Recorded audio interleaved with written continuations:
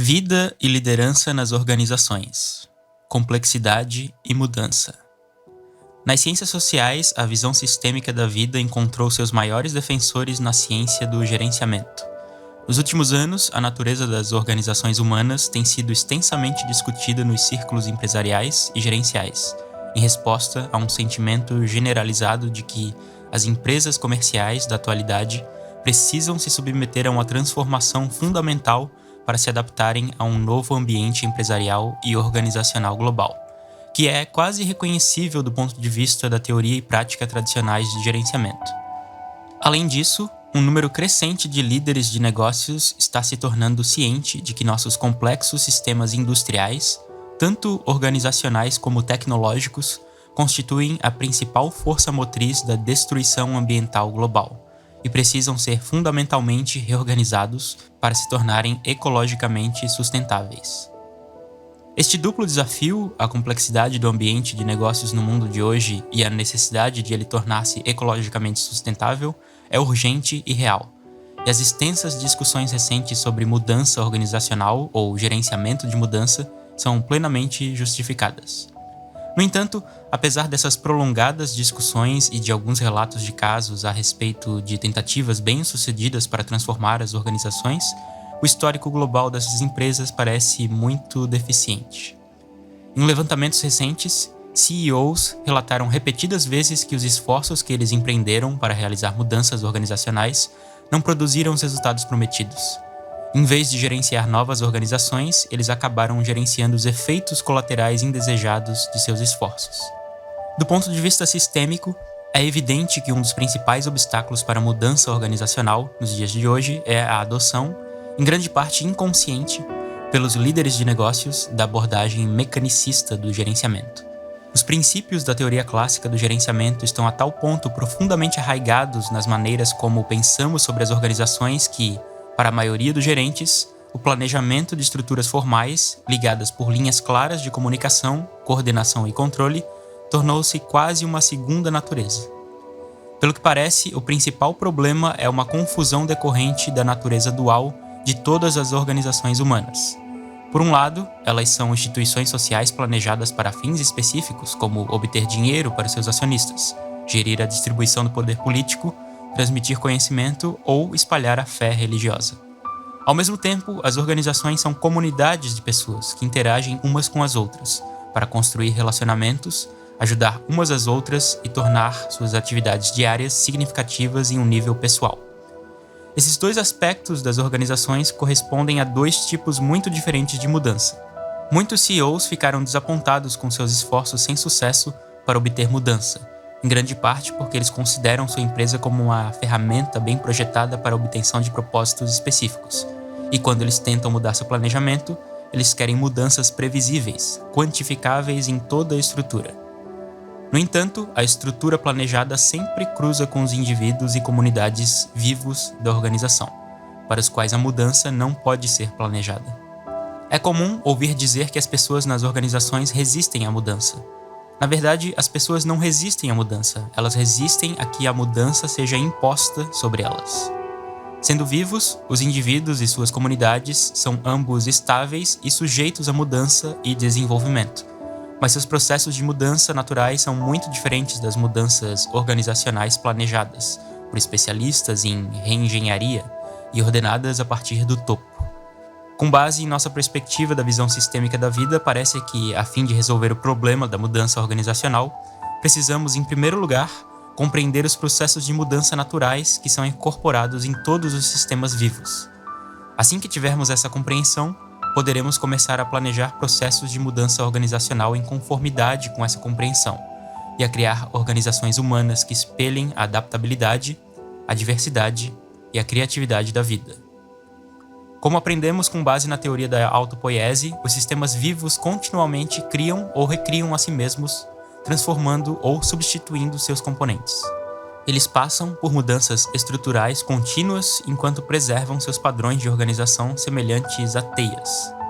Compreender a vida significa compreender seus processos de mudança inerentes. Portanto, parece que a mudança organizacional aparecerá sob uma nova luz quando compreendermos com clareza em que medida e de que maneira as organizações humanas são vivas. De fato, vários teóricos organizacionais adotaram essa abordagem em anos recentes. As comunidades de prática. Sistemas sociais vivos são redes autogeradoras de comunicações. Isso significa que uma organização humana será um sistema vivo apenas se for organizada como uma rede ou se contiver redes menores dentro de suas fronteiras. De fato, os teóricos organizacionais vieram a compreender que as redes sociais informais existem dentro de cada organização. Elas surgem de várias alianças e amizades, canais informais de comunicação e outras teias entrelaçadas de relacionamentos que crescem continuamente, mudam e se adaptam a novas situações. O teórico de aprendizagem social Etienne Wenger cunhou a expressão comunidades de prática para caracterizar essas redes autogeradoras informais dentro das organizações. Wenger assinala que, em nossas atividades diárias, a maioria de nós pertence a várias comunidades de prática, no trabalho, nas escolas, nos esportes e nos hobbies ou na vida cívica. Algumas delas podem ter nomes explícitos e estruturas formais. Outras podem ser tão informais que nem sequer são identificadas como comunidades. Seja qual for o status, as comunidades de prática constituem uma parte integrante da nossa vida.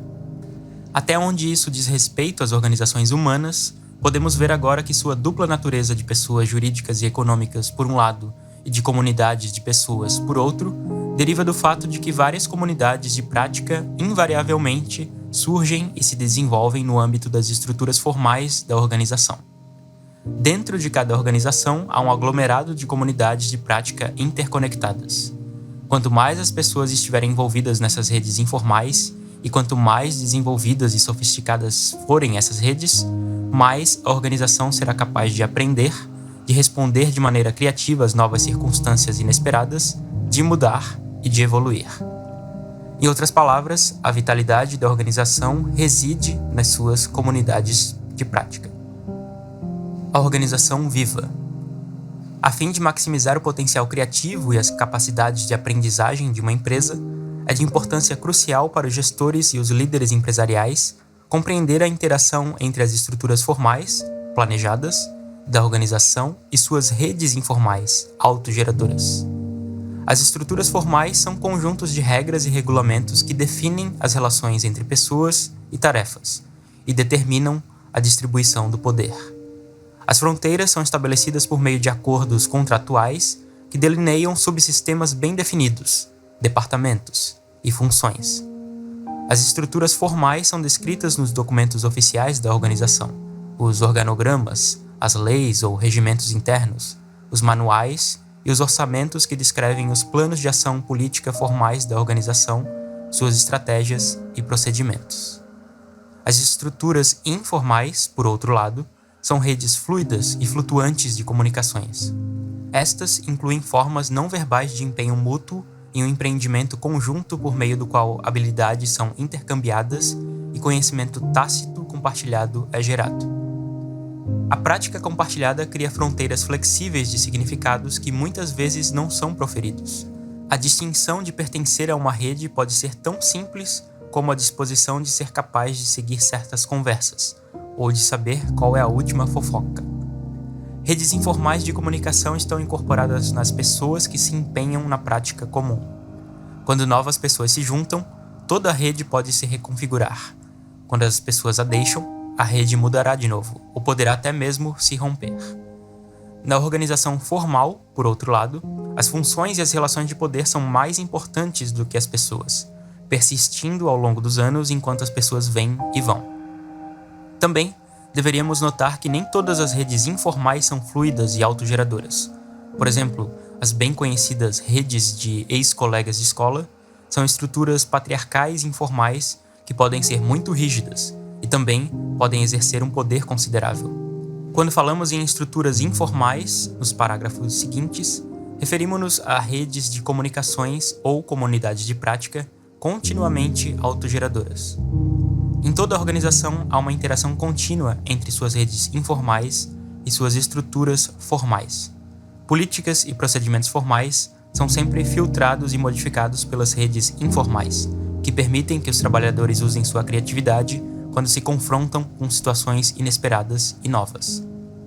O poder dessa interação adquire extraordinária evidência quando funcionários participam de um protesto work to rule.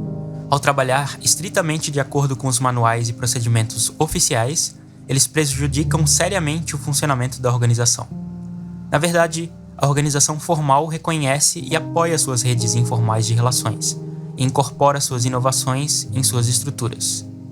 Repetindo, o vigor e a vivacidade de uma organização, sua flexibilidade, seu potencial criativo e sua capacidade de aprendizagem residem em suas comunidades de prática informais.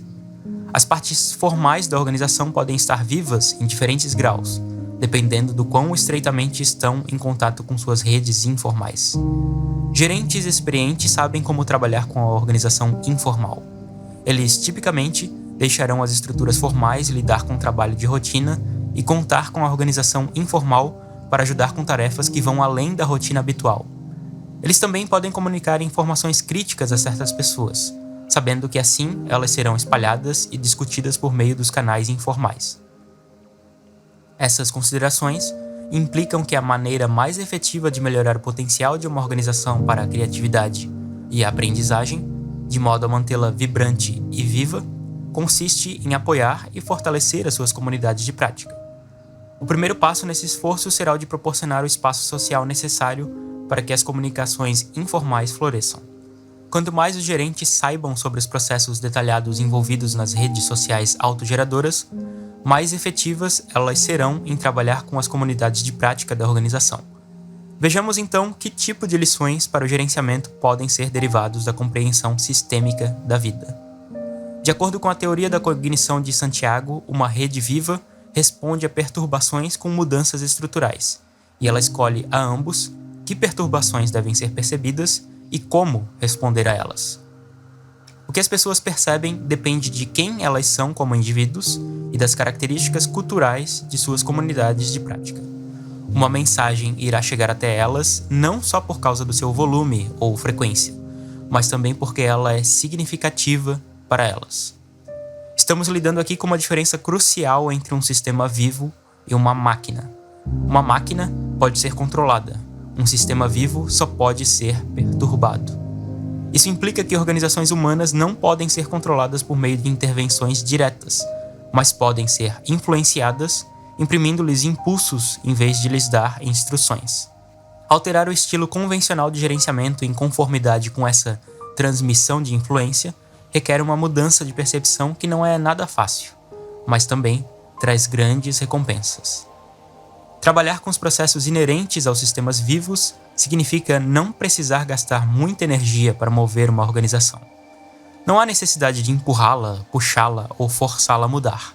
A força ou a energia não é a questão. A questão é o significado. Perturbações significativas irão chamar a atenção da organização e desencadear mudanças estruturais. Oferecer impulsos e princípios orientadores em vez de instruções rígidas é algo que, evidentemente, equivale a introduzir mudanças significativas nas relações de poder, mudanças de dominação e controle para cooperação e parcerias. Essa é também uma implicação fundamental da nova compreensão da vida. Os biólogos e ecologistas foram levados a perceber que, em sua maior parte, as relações entre os organismos na natureza são essencialmente cooperativas. A tendência para associar, estabelecer vínculos, cooperar e manter relações simbióticas é uma das marcas essenciais da vida. Em conformidade com nosso exame anterior do poder, poderíamos dizer que a mudança de dominação para parceria corresponde a uma mudança de poder coercitivo, que usa ameaças de sanções para garantir a adesão a ordens, e poder compensatório, que oferece incentivos financeiros e recompensas, para o poder condicionado, que procura tornar as instruções significativas por meio de persuasão e educação. Emergência e planejamento. Se a vitalidade de uma organização reside em suas comunidades de prática, e se a criatividade, o aprendizado, a mudança e o desenvolvimento são inerentes a todos os sistemas vivos, como esses processos efetivamente se manifestam nas redes e comunidades vivas da organização? Para responder a essa pergunta, precisamos nos voltar para uma característica fundamental da vida que discutimos antes, a emergência espontânea de uma nova ordem. Como mostramos com muitos exemplos, as propriedades emergentes são onipresentes na química e a emergência adquire seu pleno potencial em sistemas dinâmicos que operam afastados do equilíbrio. Neles, o fenômeno da emergência ocorre em pontos críticos de instabilidade que surgem de flutuações no ambiente, amplificados por ciclos de feedback.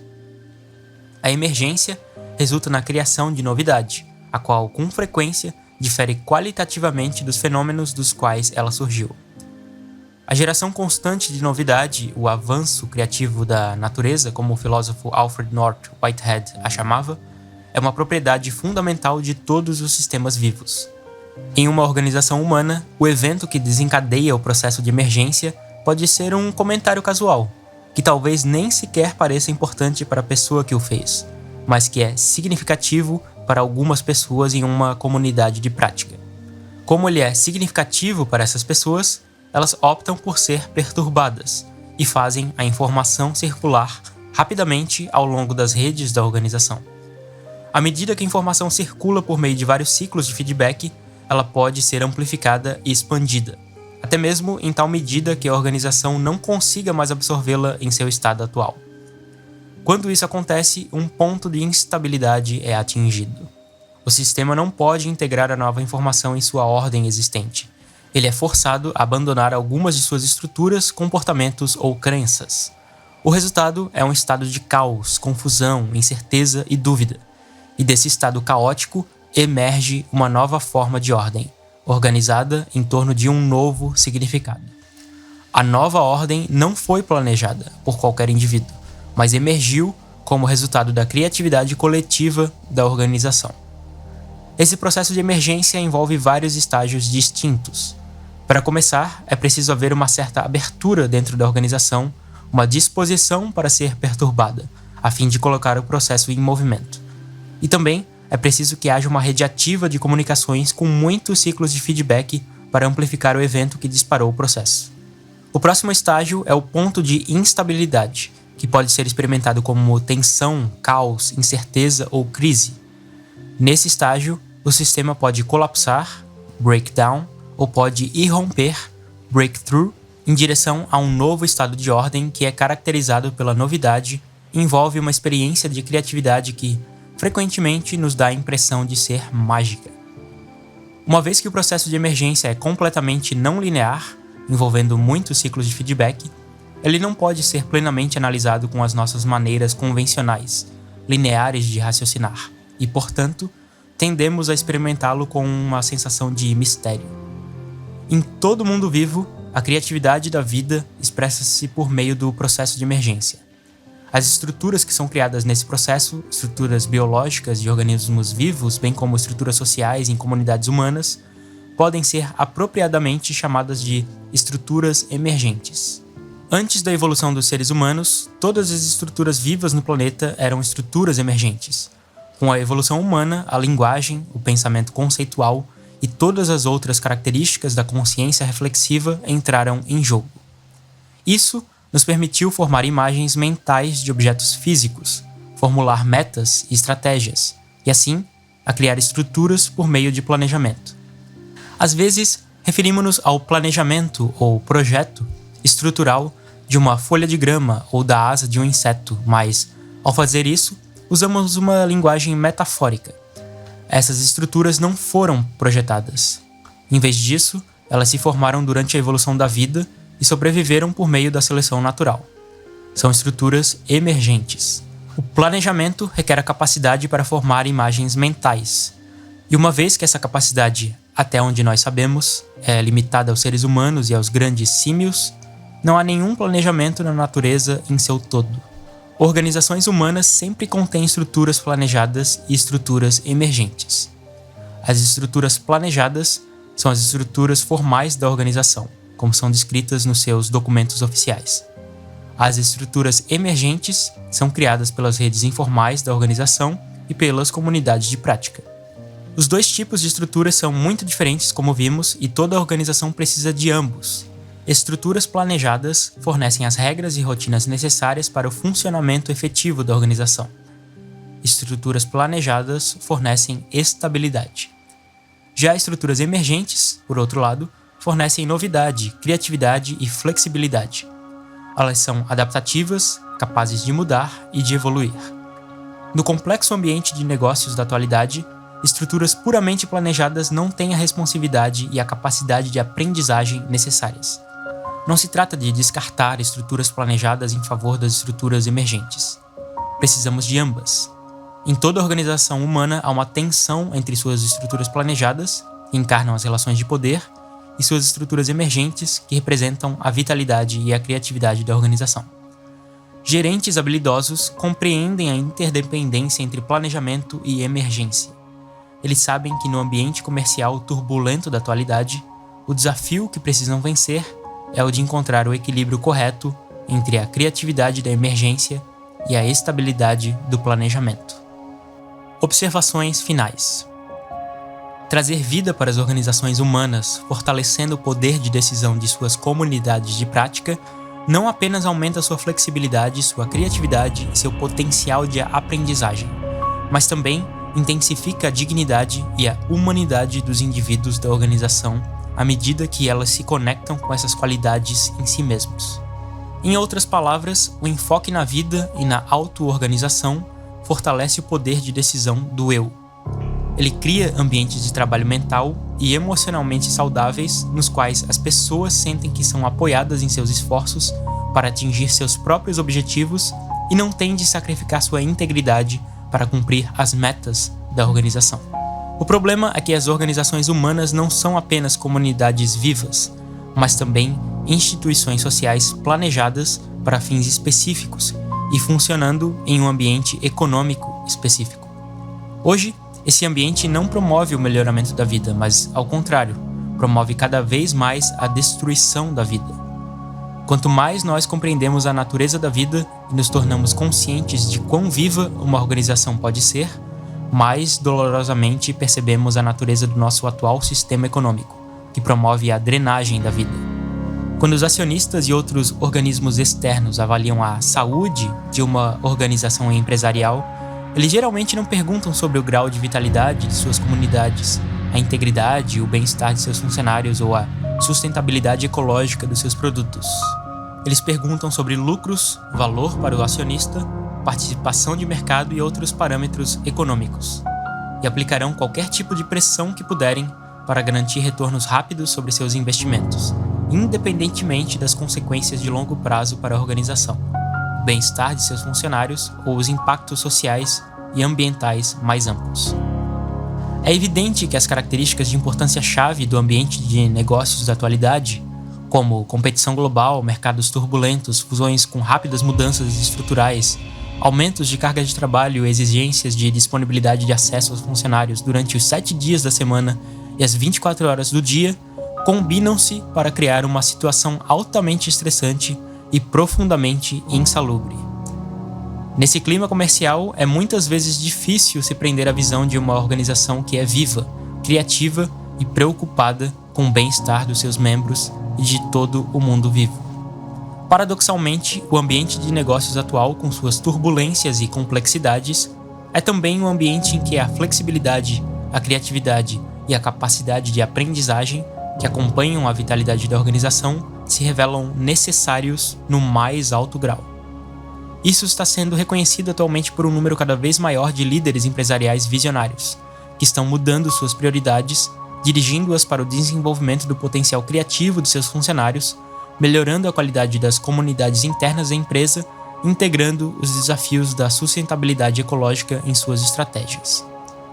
No longo prazo, as organizações que forem verdadeiramente vivas serão capazes de florescer somente quando conseguirmos mudar nosso sistema econômico de modo que ele passe a promover a vida e não a sua destruição.